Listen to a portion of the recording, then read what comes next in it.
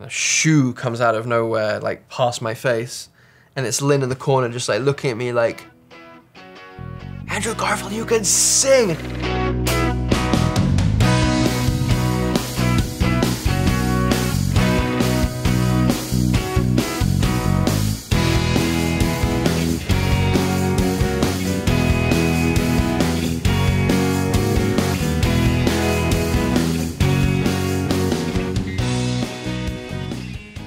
Faith isn't political. You can't talk to him like that. Jerry Falwell's a powerful man, Tammy Faye. I didn't know anything about Jim Bakker. I knew what a televangelist was vaguely, and I kind of avoided the subject as much as possible. It's a fascinating thing, religion and money. So for me, it was like, well, this is going to be just a fascinating journey, and Jessica's such a talent, and I just kind of went on the ride. If everyone watching could double their pledge just for one mug.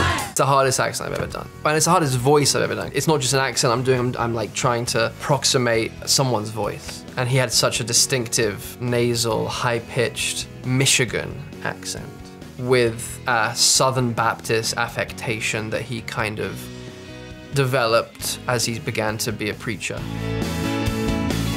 There were certain things that were really satisfying to say. Where he says drag, the line is, it's not a drag to be saved.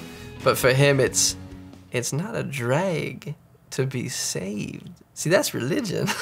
See, you got it mixed up. See, religion is boring and dull most of the time. But Jesus is life. So like it's all kind of in there. But drag, like I just love that. It's not a drag. John Larson went on to write what we now know as one of the great modern American musicals that did end up changing the face of musical theater, which was Rent.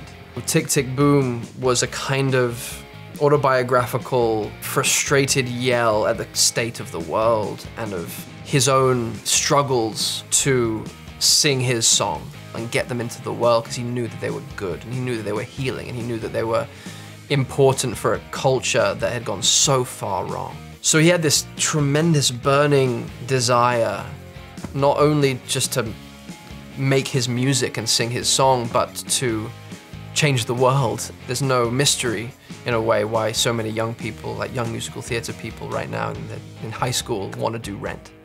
Because it's so much about the things that are still happening today. You know, systemic racism, sexism, homophobia. It was the exact thing that Jonathan was responding to when he was writing Tick, Tick, Boom, and ultimately crystallized when he wrote Rent. The fuse has been lit. The clock counts down the seconds. It feels maybe more close to who I am as a person than any other thing I've done in a way. And also that joy that John is, that he embodies, that he spreads, that he has that joy because of this very thing of knowing that this is not going to last forever. We're only here for a brief period, so let's celebrate at an 11. Let's turn it all the way up. It's all extreme. It's all, he's bursting. His heart was bursting with life. To be able to feel like you are at least attempting to honor someone who lived so inspiringly was a gift that I just feel so lucky to have been given.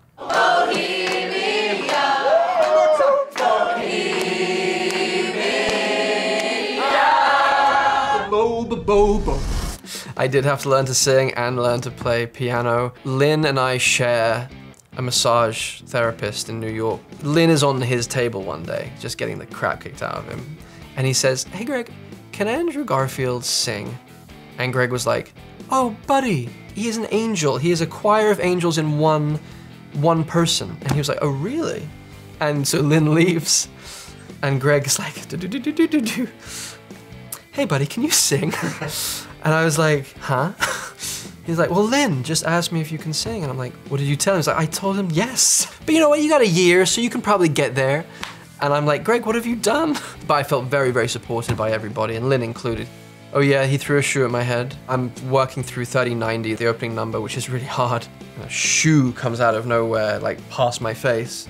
And it's Lynn in the corner just like looking at me like, "Andrew Garfield, you can sing!" And he was so relieved, he was like genuinely relieved. He was like, "Thank God I didn't make a terrible, like I didn't fuck this whole thing up." Best and worst part of wearing the Spider-Man suit. the essence of it is the best part.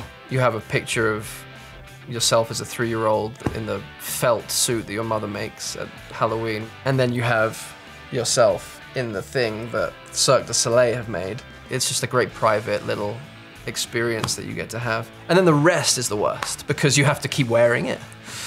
And it's just awful. Just lube me up and chuck me in, and then this is the whole scientific operation to get me out. You know, I'm just glad that I did it in my 20s.